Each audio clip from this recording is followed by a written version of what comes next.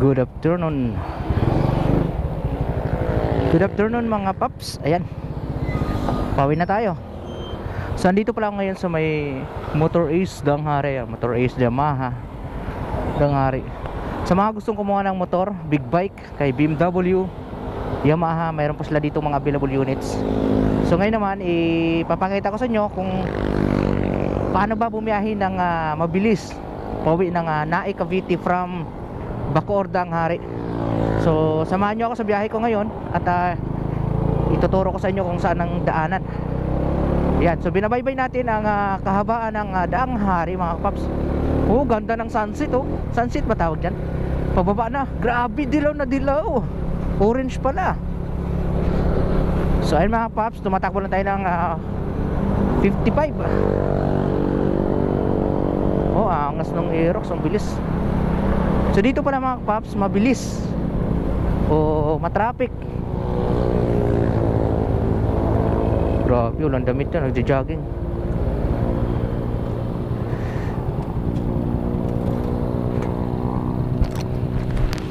Baka nagtuturn off siya.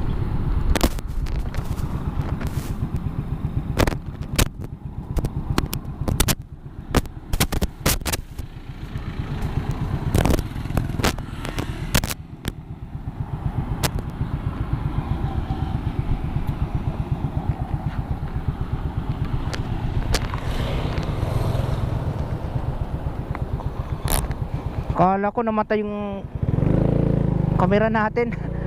Nagto-turn off pala yung screen. Na-turn off ko pala yung screen kanina, no? After 1 minute. Pero yung recording niya is tuloy-tuloy.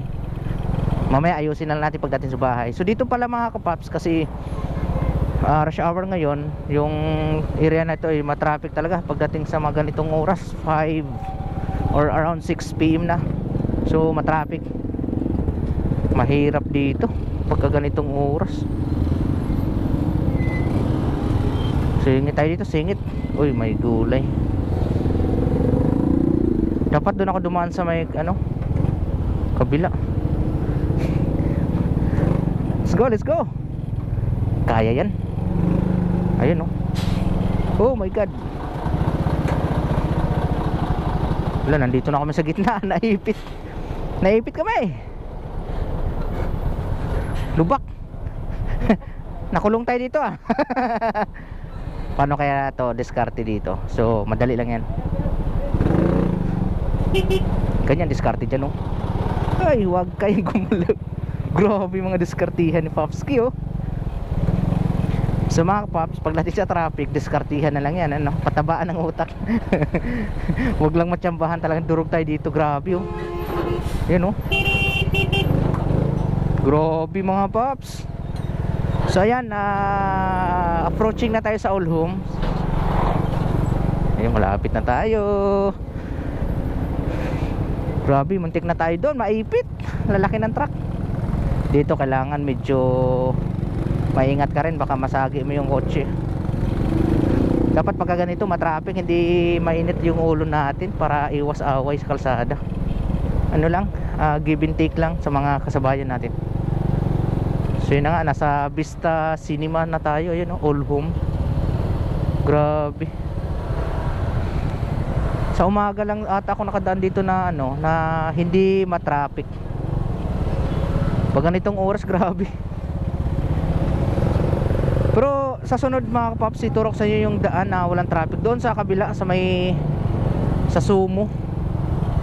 Diretso lang yun doon Tapos pagdating mo ng SM, dyan sa likod sa kabila, SM Molino, daan ka doon sa ilalim ng tulay. Kasi doon sa ilalim ng tulay hindi naman masyadong traffic, malapad naman kasi. Dito kailangan mapagbigay ka lang sa mga mga dumadaan.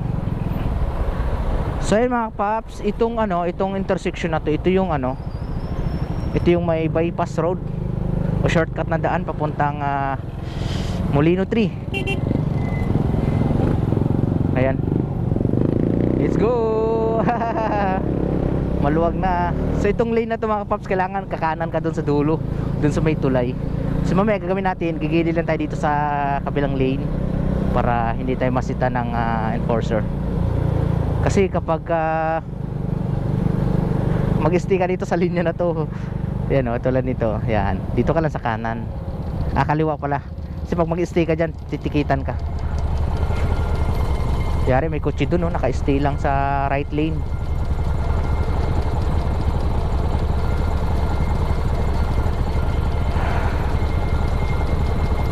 Medyo matagal nga lang yung waiting time dito kasi nga yung stoplight dyan is nasa 120 seconds ata. So nasa 2 minutes. Hindi ko sure ha, nasa 100 plus, basta 140. Nasa ganun eh.